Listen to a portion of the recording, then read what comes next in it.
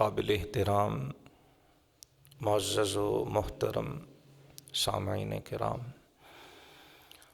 اللہ رب العالمین کی حمد و ثنا اور اس کے حبیب مکرم شفیع معظم نبی محتشم رحمت ہر عالم نور مجسم صلی اللہ علیہ وآلہ وصحبہ وبارک وسلم، آپ کی ذات قدسی صفات پر ہدیہ درود و سلام کی سعادت کے بعد آج خطبۃ الجمعہ میں ہم نے سورہ یونس کی آیہ نمبر 57 تلاوت اور سماعت کرنے کا شرف حاصل کیا۔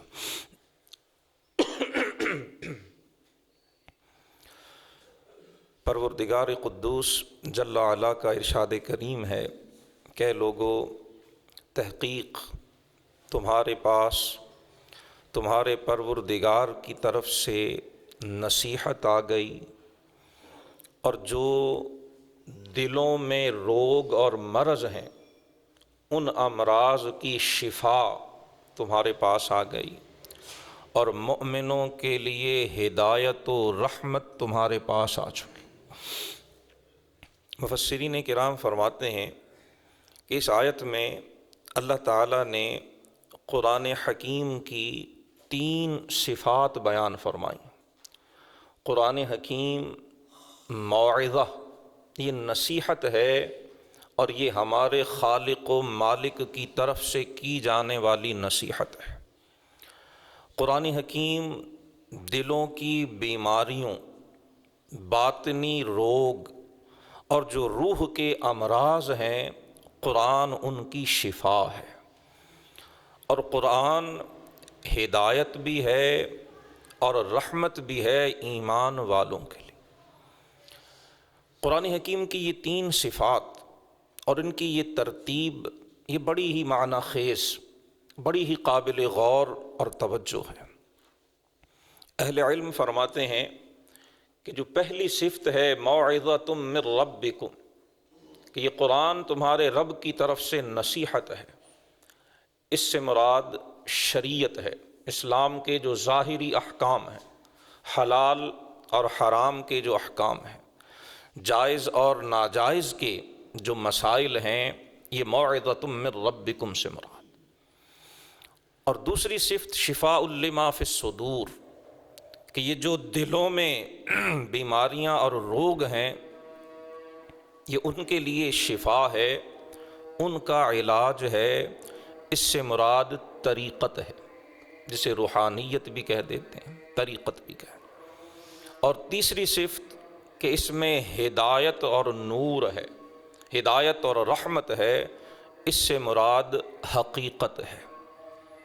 گویا یہ ترتیب بتا رہی ہے کہ قرآن حکیم سے نور، ہدایت اور باطن کی زندگی اور روح کی شفا پانے کے لیے ان تینوں مراحل کو اپنے پیش نظر رکھنا ہو۔ شریعت کے جو ظاہری احکام ہیں، جب انسان ان پر کاربند ہوتا ہے، ان پر مضبوطی سے عمل پیرا ہوتا ہے، تو اس کی برکت سے دلوں کے روگ شفا پاتے ہیں، دلوں کی بیماریاں دور ہوتی ہیں۔ اور جب انسان کوشش کر کے قرآن کی برکت سے، احکام شریعت کی تعمیل کی برکت سے اس کا دل اجلا، صاف ستھرا، شفا یاب، صحت مند ہوتا ہے، تو پھر اللہ اسے وہ نور باطنی نصیب کر دیتا ہے، جسے ہدایت و رحمت سے تعبیر کیا گیا۔ پھر انسان کے دل میں نور الہی کی کرنیں پھوٹنا شروع ہو جاتی۔ اسی ترتیب کو اس آیت میں ملحوظ رکھا گیا۔ اور اگر ہم حدیث جبریل کو اپنے پیش نظر رکھیں، یہ بڑی معروف حدیث ہے، جس میں سیدنا جبریل امین علیہ الصلاۃ والتسلیم ایک انسانی شکل میں رسول اللہ صلی اللہ علیہ وسلم کی خدمت میں حاضر ہوتے ہیں، اور آپ کی خدمت میں آ کر حضور سے چند سوالات پوچھتے ہیں۔ ان میں سے جو 3 سوال ہیں، وہ گویا اس آیت میں جو 3 صفات قرآن کی بیان ہوئی ہیں، وہ 3 سوالات جو جبریل امین علیہ السلام نے پوچھے تھے اور رسول اللہ نے ان کا جواب عنایت فرمایا، وہ بھی اسی ترتیب کی تائید کرتے۔ حدیث جبریل میں ہے کہ حضرت جبریل بشری لبادے میں انسانی روپ میں آئے تھے اور آ کر پہلا سوال پوچھا تھا، یا رسول اللہ مل اسلام، حضور اسلام کیا ہے؟ اور اللہ کے رسول نے اسلام کے بارے میں فرمایا، ان تقیم الصلاۃ وتؤتی الزکاۃ وتصوم رمضان وتحج البیت ان استطاع الیہ سبیلا۔ شریعت کے ظاہری احکام، ارکان اسلام، نماز، روزہ، حج، زکوٰۃ۔ حضرت جبریل نے دوسرا سوال کیا تھا، مل ایمان، یا رسول اللہ ایمان کیا ہے؟ تو حضور نے فرمایا تھا کہ ان تؤمن باللہ، ایمان یہ ہے کہ تم دل کی گہرائیوں سے اللہ کو وحدہ لا شریک مانو، اس کی قدرتوں پہ، اس کی عظمتوں پہ، اس کی وحدانیت پر تم دل کی گہرائیوں سے ایمان اور یقین رکھو، یہ ایمان کی پہلی شرط۔ اور پھر باقیہ ساری چیزیں، انبیاء پر ایمان، کتابوں پر ایمان، یوم آخرت پر ایمان، یہ سب ایمان کے اندر آ، اور وہ دل کی کیفیت۔ حضرت جبریل نے تیسرا سوال پوچھا تھا، یا رسول اللہ مل احسان، اے اللہ کے رسول احسان کیا ہے؟ اور حضور نے فرمایا تھا، احسان ان تعبد اللہ کأنک تراہ فإن لم تکن تراہ فإنہ یراک، او کما قال الرسول صلی اللہ علیہ وسلم۔ اسلام، ایمان اور تیسرا درجہ احسان۔ سوال پوچھ رہے ہیں جبریل اور جواب دے رہے ہیں معلم کتاب و حکمت، امام الانبیاء والمرسلین۔ سوال ہوتا ہے، حضور احسان کیا ہے؟ فرمایا، احسان یہ ہے کہ اللہ کی عبادت یوں کرو گویا اللہ کو دیکھ رہے ہو، ان تعبد اللہ کأنک تراہ۔ اور اگر یہ کیفیت اور یہ اعلیٰ ترین درجہ نصیب نہیں ہے تو فإنہ یراک، کم از کم یہ یقین ضرور دماغ اور دل کی گہرائیوں میں موجزن ہونا چاہیے کہ میرا رب مجھے دیکھ رہا۔ یہ تینوں جو مراتب ہیں وہ سورہ یونس کی آیہ نمبر 57 میں بھی اسی ترتیب سے، موعظۃ من ربکم، سب سے پہلے اپنے ظاہر کو شریعت کا پابند بنا، جسے ہم شریعت کہتے ہیں، جسے دین کے ظاہر احکام، اس میں یقیناً سب سے پہلے ارکان اسلام آتے ہیں، پھر باقی ساری چیزیں۔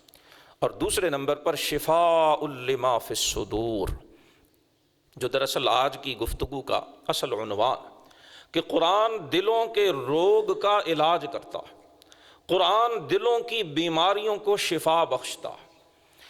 اور دلوں کو روگ کیا لگتے ہیں؟ قرآن حکیم اگر ہم پڑھیں تو قرآن تو بڑی وضاحت سے فرماتا ہے، فی قلوبہم مرض فزادہم اللہ مرضا، ان کے دلوں میں روگ ہے، ان کے دلوں میں بیماری ہے، اور اللہ نے ان کے روگ کو اور بڑھا دیا ہے۔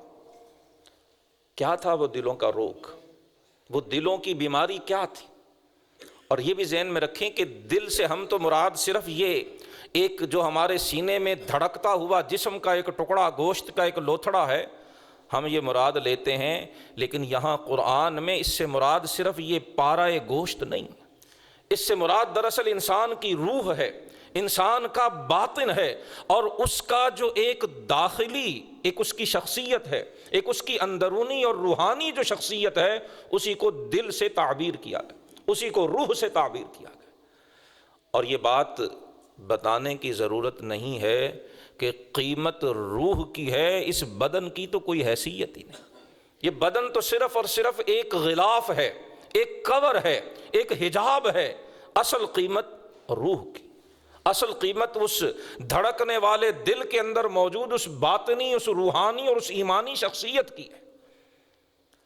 اور اس کی بڑی ظاہری دلیل ہم سب جانتے ہیں، جو ہی یہ روح بدن کو چھوڑتی ہے، اس بدن کو کوئی گھر رکھنے کو تیار نہیں ہوتا۔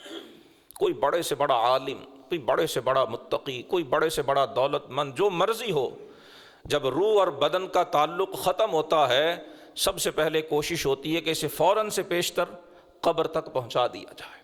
پھر یہ دنیاوی علائق، یہ دنیاوی تعلقات، یہ ساری چیزیں ختم ہو جاتی۔ اس کی ملکیت میں کیا تھا، اس کی جائیداد کیا تھی، بیوی بھی نکاح سے نکل جاتی ہے، جائیداد بھی ختم ہو جاتی ہے، اس کے نام سے دوسروں کو ٹرانسفر ہو جاتی ہے، اور سلسلہ عمل بھی بند ہو جاتا ہے۔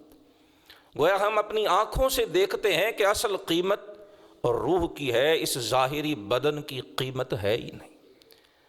اور قرآن یہی فرما رہا ہے کہ وہ جو روگ اور جو بیماری ہے وہ دلوں میں ہوا کرتے، فی قلوبہم مرض، اور اللہ ان کی بیماری کو اور بڑھا دیتا۔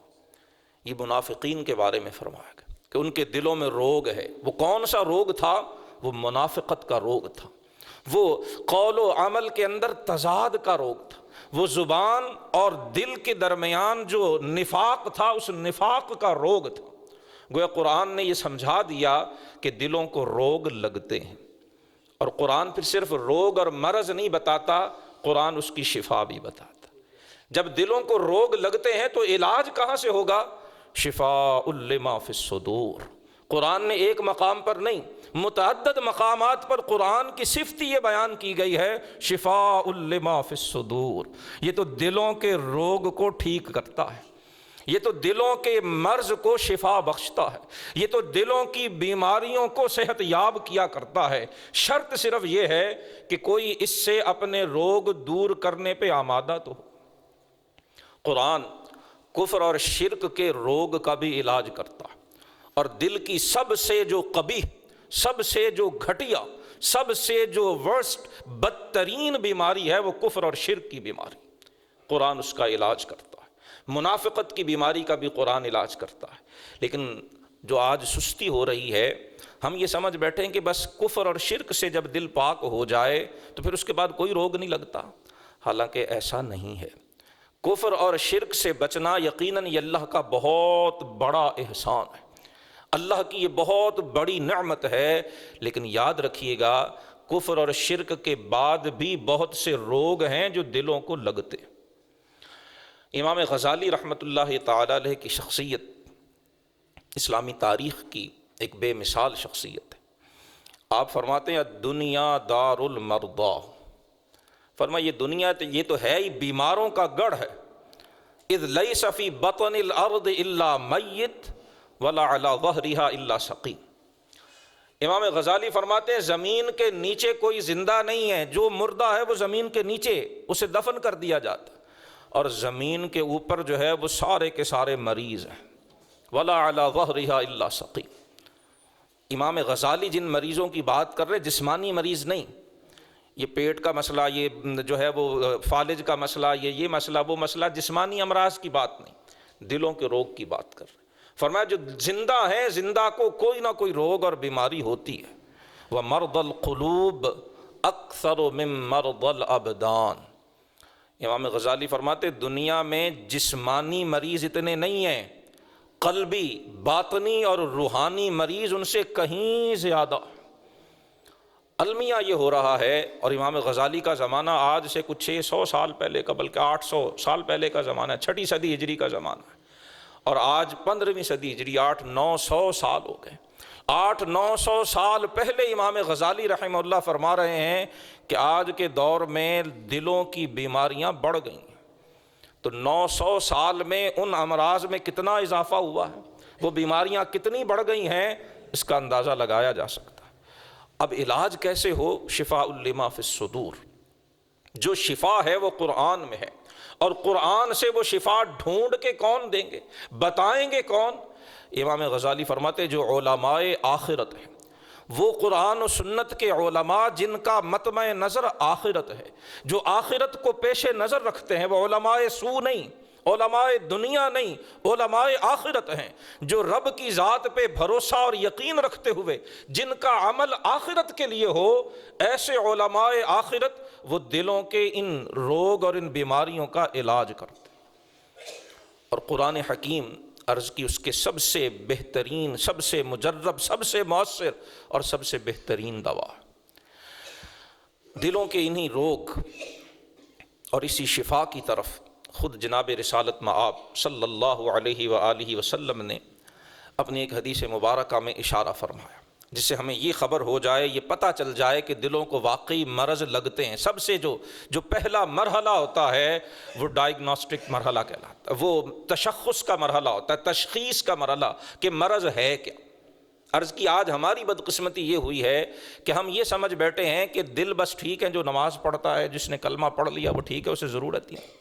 ایسا نہیں ہے۔ نماز پڑھنے کے باوجود، ارکان اسلام پر عمل کے باوجود، یہ ظاہر ہے، یہ شریعت ہے، اس کے ساتھ ساتھ طریقت جو باطن ہے، جو دل ہے، اس کی بیماریاں اور ان کا علاج آج ہم اسے تقریباً بھلائے بیٹھے۔ اللہ کے رسول صلی اللہ علیہ وآلہ وسلم نے اپنی حدیث مبارکہ میں اس حقیقت کی طرف اشارہ فرمایا۔ حضرت نعمان بن بشیر رضی اللہ تعالی عنہ صحابی رسول ہیں، فرماتے میں نے رسول اللہ صلی اللہ علیہ وسلم کو یہ فرماتے ہوئے سنا، وَأَهْوَى النُّعْمَانُ بِإِصْبَعَيْهِ إِلَىٰ أُذُنَيْهِ۔ حضرت نعمان بن بشیر نے اپنی دونوں انگلیوں سے اپنے کانوں کی طرف اشارہ کر کے کہا کہ لوگو، میں نے ان کانوں سے رسول اللہ صلی اللہ علیہ وسلم کو یہ فرماتے ہوئے سنا۔ حضور طویل حدیث انہوں نے ذکر فرمائی۔ امام مسلم رحمہ اللہ نے صحیح مسلم شریف میں حدیث نمبر 1599 درج فرمائی۔ امام بخاری رحمہ اللہ نے صحیح بخاری میں حضرت نعمان بن بشیر رضی اللہ تعالیٰ عنہ کی یہ طویل روایت ذکر کی ہے۔ ہم صرف اس کا مختصر ٹکڑا جو ہمارے اس موضوع سے متعلق ہے کہ دل بیمار ہوتے ہیں، ان کو روگ لگتے ہیں، اور ان کا علاج نہ کیا جائے تو یہ روگ بڑھتے چلے جاتے ہیں۔ حضرت نعمان بن بشیر کہتے ہیں میرے کانوں نے رسول اللہ صلی اللہ علیہ وآلہ وسلم کو فرماتے ہوئے سنا، الا وان فی الجسد مضغہ، لوگو تمہارے وجود میں، تمہارے جسم میں گوشت کا ایک ٹکڑا ہے، اذا صلحت صلح الجسد کلہ، اگر اس پارہ گوشت کو، گوشت کے اس ٹکڑے کو ٹھیک کر لیا تو تمہارا سارا بدن ٹھیک ہو جائے گا۔ وَإِذَا فَسَدَتْ فَسَدَ الْجَسَدُ كُلُّهُ، اور اگر وہ گوشت کا ایک ٹکڑا خراب ہو گیا، فاسد ہو گیا، بیمار ہو گیا، روگ لگ گیا اس کو، اللہ کے رسول فرماتے سارے کا سارا بدن ہی بیمار ہو جائے گا، سارے کا سارا جسم ہی خراب اور فساد کا شکار ہو جائے گا۔ الا وہی القلب، اللہ کے رسول فرماتے آگاہ رہو، سنو، دھیان کرنا، وہ گوشت کا ایک ٹکڑا وہ دل ہے، اس دل کو ٹھیک کرو گے تو سارے کام ٹھیک ہو جائیں گے، اور اگر یہ دل بگڑے گا تو پھر سارے کام ہی بگڑ جائیں۔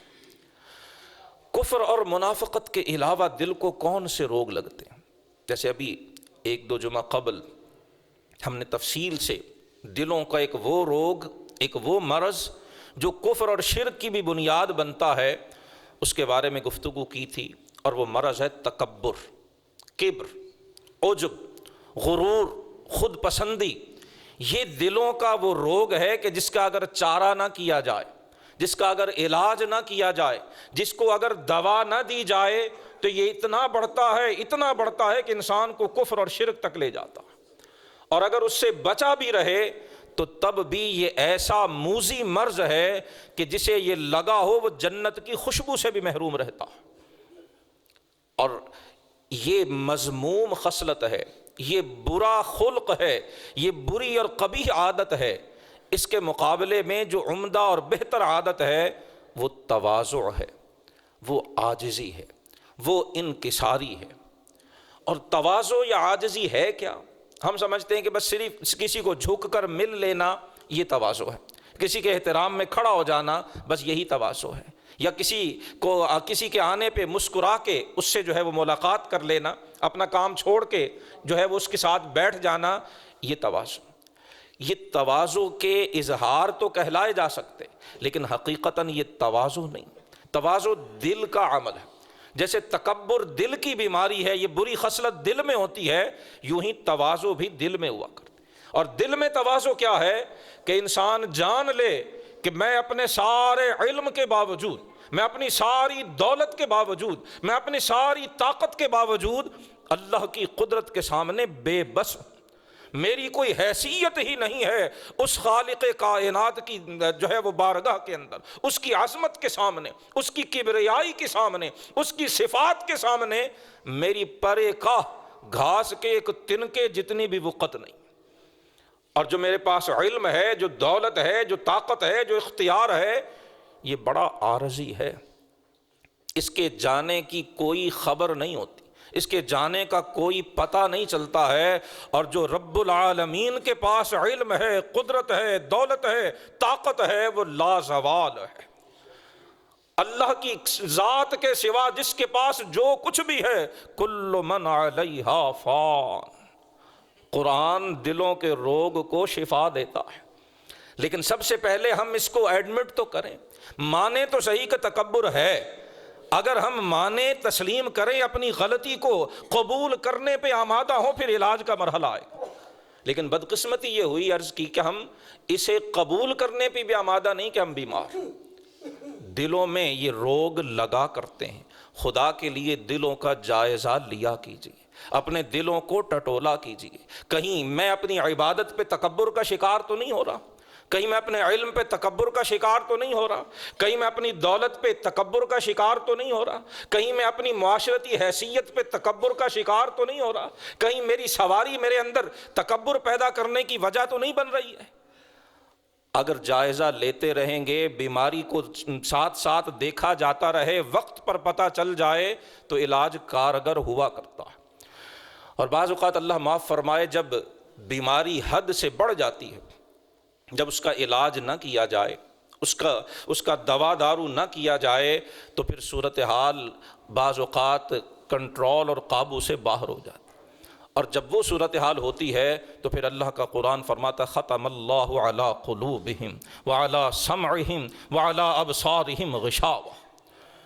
جب دلوں کے روگ کو وقت پر ایڈریس نہ کیا جائے، اس کو وقت پر نہ سمجھا جائے، اسے وقت پر نہ مانا جائے، اس کا تدارک اور علاج نہ کیا جائے، تو پھر اللہ پاک کی طرف سے دلوں پر مہر لگ جاتی، اور جب مہر لگ جاتی ہے تو پھر سوچنے سمجھنے کی صلاحیت چھن جایا کرتی ہے۔ پھر پڑھتے جائیے قرآن ہمیں بتاتا رہتا ہے، لہم قلوب لا یفقہون بہا ولہم اعین لا یبصرون بہا ولہم آذان لا یسمعون بہا۔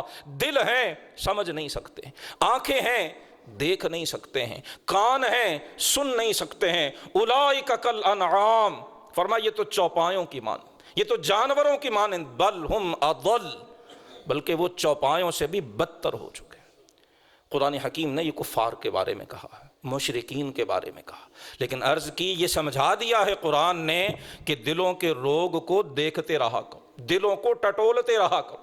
اب یہاں پھر یہ حدیث مبارکہ رسول اللہ صلی اللہ علیہ وآلہ وسلم کی اگر ہم سنیں تو شاید بات کو سمجھنے میں آسانی ہو۔ اللہ کے رسول فرماتے ہیں کہ وہ دل جس میں قرآن کا کچھ حصہ بھی نہیں ہے، کل بیت الخرب، او کما قال الرسول صلی اللہ علیہ وسلم، فرمایا وہ دل جس میں قرآن کا کچھ حصہ بھی محفوظ نہیں ہے، وہ تباہ برباد اور ویران گھر کی مانند ہے۔ ہم یہ سمجھے کہ اس سے مراد کچھ صورتیں یاد کر لینا ہے، تو ہم گننے لگ جاتے ہیں، مجھے اتنی یاد ہے، مجھے اتنی یاد، میں تو ماشاءاللہ حافظ ہوں۔ اللہ کے رسول کے فرمان کا صرف یہ مطلب نہیں ہے۔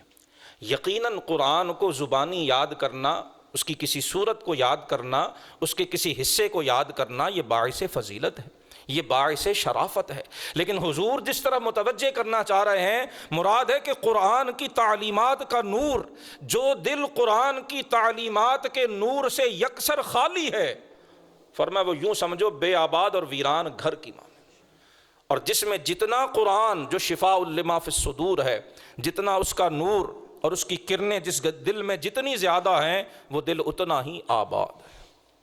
تکبر سے بچنا چاہیے، تواضع اختیار کرنے چاہیے۔ جو مرض دلوں کو لگتے ہیں ان میں ایک اہم مرض ریا، دکھاوا، شو آف، اور یہ وہ اتنا برا اور اتنا نقصان دہ مرض ہے۔ اللہ کے رسول نے فرمایا جو ریا کی وجہ سے کوئی کام کرتا ہے وہ اللہ کے ساتھ دوسروں کو شریک ٹھہراتا، اسے شرک اصغر کہا گیا۔ یہ اتنا موذی مرض ہے جو دل کو لگنے والا، اور یہ صرف کافروں کو نہیں، کلمہ گو اللہ کے گھر میں بیٹھنے والے، اور اس مسجد نہیں بیت اللہ کے سائے میں بیٹھنے والے بھی بعض اوقات اس مرض میں مبتلا ہوتے ہیں۔ ریا دلوں کو لگتی ہے، دکھاوا دلوں کو لگتا ہے، اور اس سے بچنا یہ اخلاص کے بغیر ممکن نہیں۔ جب تک انسان اخلاص اختیار نہیں کرتا، اپنی عبادت، اپنی ریاضت، اپنی سخاوت، اپنی محنت، اپنے مجاہدے، اپنے علم، اپنے تقوی، اپنی تمام پارسائی، جب تک اس سے مقصود اللہ کی رضا نہیں بناتا، اس مرض سے چھٹکارا ممکن نہیں۔ حسد دلوں کو لگنے والے مرض ہے، اور اللہ کے رسول نے اسے داء الامم، امتوں کی بیماری قرار دیا ہے۔ اتنا اہم ہے، اللہ نے قرآن میں اپنی پناہ مانگنے کا حکم دیا ہے کہ میری پناہ مانگو حسد کرنے والے سے۔ حسد، رسول اللہ فرماتے یہ وہ بیماری ہے جو نیکیوں کو مونڈ کے رکھ دیتی، ختم کر کے رکھ دیتی ہے، جڑ سے اکھیڑ کے پھینک دیتی۔ یہ حسد بھی دلوں کو ہی لگتا ہے، یہ دلوں کی بیماری ہے۔ اور سورہ یونس کی آیت نمبر 57 آج ہم نے سنی ہے، اللہ فرماتا ہے لوگو ہم نے تو تمہیں وہ کتاب عطا کی ہے جو شفاء لما فی الصدور، جو تمہارے دلوں کو لگنے والی بیماریوں کا علاج کرتی ہے، جو تمہارے دلوں کو لگنے والی بیماریوں کو شفا دیتی ہے۔ تمہارے دلوں میں اگر حسد کا مرض پیدا ہو رہا ہے، شفاء لما فی الصدور، فرما شفا تو قرآن میں ہے۔ قرآن حسد کی مذمت کر کے بھی شفا دیتا ہے، اور قرآن حاسدین کا انجام بتا کے بھی شفا دیتا ہے۔